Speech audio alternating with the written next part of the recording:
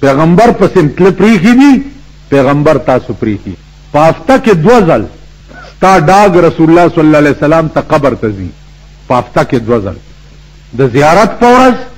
او د پیر په ورځ ستا دا کرام کاتبین ملائکی چې دي دا ستا د 3 ورځو ډاګ چې دی دا رسول الله ته په قبر کې پیش کی چې پلانې زوی د پلانی یا رسول الله ستا د دین د پاره په دې ورځو کې دا کړی دي دای ګناه کړي دای زنا کړي دای شراب سکلی دای اغلا کړي دای جواری کړي دای کنزل کړي دای دا کړي دا کړي تاسو وایي په ایمان چې دا هفته کې 2 ډاګه زمون پیغمبر ته به زمون متعلق څنګه نو مونږ دا غړ په قبر کې زخمی کړي دي په قبر عزیزان خپل گریوان کې سوچو کوي ففروا الى الله خدای ته تخته گئی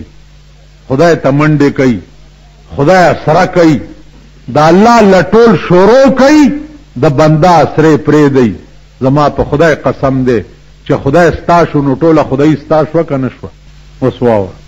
د کوم خلکو چې خدای و دا پیر بابا زیارت چي دي خلک خدای لذي کنه چې لارای واغسته پیر بابا له ګډ بوتلو د اختر میله دا پیر بابا میله ته لاړو دا خانه خراب بچی خو دغه نخري کوي دینوتیا کې یو بوډا بیمارو امام پختن لراغه چې امام پختن لراغه نو بجلی نه و پختن وکړه نو لاړو ولی ول دا فیجی سے دل نور اغله چې زما پختن کوله زه کتم چې نږدې دی کلرې دی مونږ هم ګورو چې نږدې یې کلرې یې هغه راته چاوي زمونږ جماعت کې امام نشتاري او چې مخکې شو مال اصلي اسلام خو دې ته وی کنه اسلام خو معنام دا چې د منځ وخت راغی هر یو مسلمان د دې قابل پکار دی چې مصلی ته مخکې شي او مخکې منځ جنازه پیښه شوه او هر یو مسلمان د دې اهل وي چې مخکې شي او جنازې منځ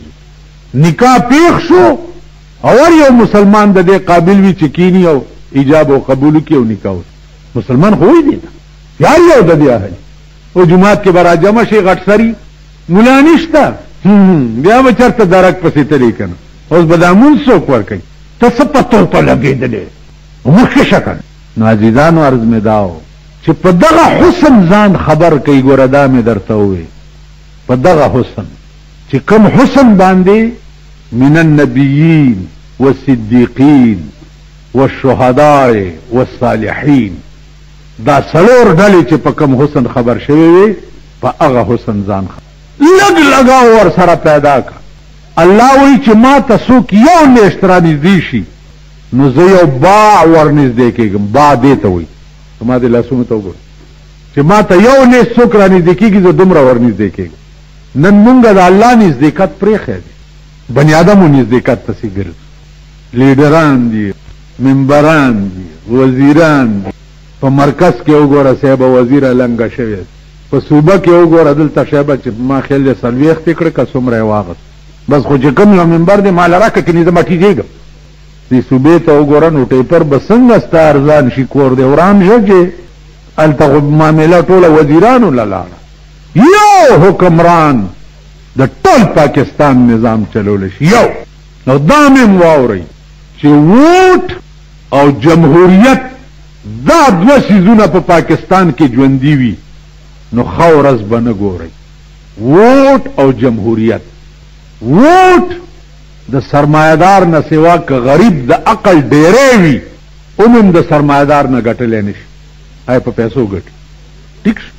د دې جمهوریت په معنا د ما د لیډران پوي کی دا چیلنج کوم زه چې کوم اسلام چې قران او حدیث ته او د خلفای الراشدین دور ده په هغه اسلام کې دی دا جمهوریت او خی چې دا کم جمهوریت مون قائل یو په دې ملک نن زما ووټ او د ایرمنډای د ډمه ووټ یو برابر دی کنه دی برابر دا د ما پوي او کني نور زما دماغ کار پرې خې خدای مې دې پرده ساتي پرې د معنا جمهوریت دا معنا دلته یو دغه یو قمقل غوندې دی هغه چې چرته جلسې نو د سټیج په دې سوکا ناس نورستو مالک ته په دې سوکا ولی کینه ویلې ونی باندې کینه د ټول خلکو پټوان دي په اخبار کې راځي او زه دې هم د صفاتې ما چې پټونی په اخبار کې راشي او زه ورته په ایمان ویم تاسو جماعت کې څومره خلک چې ناست یئ شاید کلونه بعد چرته زما فوټو اخبار کې زه پویم نیم او چرته جلسه کې چاویستی خیالم راغی دي یا د اخبار والا دی خدای د خیر ورځې نه وساتي ویلي دي ورته چې ګوره زما فوټو موټو ورنه کې خو نن اخبار والا ته څوک څه ویلی شي که اوس ما پورې یو لکۍ وتړله چې زه ځان پاکوم بیړي به مې غر کوي حکومت ته یریږي دې ځان ته صحافیان وایي دغه بلاګانو نه مونږ هم ځان ساتو فوټو په اخبار کې راغی نو څه چلو نن دې پسې خلک مړ دي په ټلویزیون کې چې د چا شکل راشي نن دې پسې خلک مړ دي ټلویزیون والا ما ته وایي چې یاره یو تقریر که په هفته کې یا میاشت کې ته په دې ټي وي کې نو ډېر مال ډېره کومه ویل څنګه چل به کې مال چې زه څه ویم به کلاو به مې پرېږدئ چې څه ویم که په هره ورځ را باندې کوئ یم کومه په ټي وي کې خو چې زه څه ویم به نه وی چې داسې چېرته کولی شو دیدي ما پرېږدي که نه ته به ماله لیکلی راکې دغه زه به پړاوم او دا خپل بوتاړ به خلکو ته ښیم چې په ټلویزیون راغی زما بوتاړ د اډو څوکونه کلاو مې پرېږدئ وایم چې یو ټي وي خو نن سبا توبه استغفار تاسو په ایمان ووایئ چې خدای پسې ډېر خلک ګرځي که ټلویزیون پسې جناب رسول الله پسې خلک ډېر ګرځي که ټي وي پسې قرآن پسې خلک ډېر ګرځي که ټي وي پسې د پیغمبر فرامینو پسې خلک ډېر ګرځي که ټي وي پسې ټیک شو نو نن دنیا د ټلویزیون په قهر اخته ده اوس پکې ډیشن ټینه راغلې ده غریبانو د زن طلاق بچوم لګولې ده غریبانو اوس هغه لعنت ګوري ولې هلکه دې کې څه شی دی وایي چې دا د ټولې دنیا خبرونه راکاږي نو خره کتا د ټولې دنیا خبرونو نه خبر شو نو پتا څه خبره ده که نه ته کولی څه شي او ټولې دنیا نه خبر شي چې امریکا کې دا چل شوی جاپان کې دا چل شوی روس کې دا چل شوی لندن کې دا چل شوی نو څه چل شو اوس دا لعنت پکې راغلی نو عزیزانو عرض مې دا و چې کوم قوم په لعنت پسې 24 ګنټې رواني او خدای پسې نه ګرځي خدای نه لټي پیغمبر نه لټي جی هغه قوم به خورز ګوري هغه قوم ته به خدای خورز خي قسم په خدای دی واورئ چې دا جماعت کې ناست یم یا به حل وایي یا به نه وایي کوم سړي نه چې پوښتنه کوي هغه ورځ مې یو سړي مخکې ووی ما یې هلکه دا خلک ښځو نه ډېر تنګ دي وی جي تنګ یې لا څه کوې چې زما ماشومان دي ماشومان چې مور ډېره تنګه کي که نه نو مور یې وایي چې یا خدایه ما مړه کړې وی چې زه یې واورم نو په زوره ووایم چې امین مال یوه ښځه دی ده که ډېرې دي ویل یوې نه په اور کې پروت تاسو په دې اړه کې سوچ وکړئ چې دا د چا ښځې دي په اور کې دې پراته یې که نه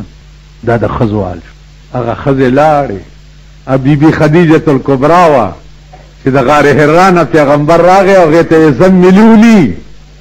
زن میلیوني شړی را باندې واچوه سړلوې را باندې راغلې ده جبریل په صورت اصلي کې په غار حرا کې لیدلی بیبي خدیجه ورته وایي چې محمده ور مه خطا کوه ستا د شان و شوکت نه داسې معلومیږي چې الله به ستا نه څه ډېر لوی کار علي ته خدای هلاکولو له نه پیدا کړی د ډېر لوی کار دپاره پیدا یې او زړه ډاډه کا رسول الله وایي والله ټوله سړلوې ما نه د بیبي خدیجې په دې خبره لاړه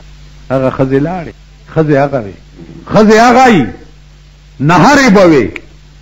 نهره ده او بچیم نهر دي خاوند دې راغی او پریشان دی ورغه او د خاوند په مخې لوپټه وواله ویل پریشانه کېږه ما کم ذات چې په مونږ رزق بند کړی دی مغه ذات به رالیږي چې پریشان نشي نن چې کور ته ننوځي ترختې ګوري چې دی د باګړو دله سره مړه که تش راغلی دی په دې قهر اخته خدای پسې تلم پریښي دي خدای تاسو پریښي یئ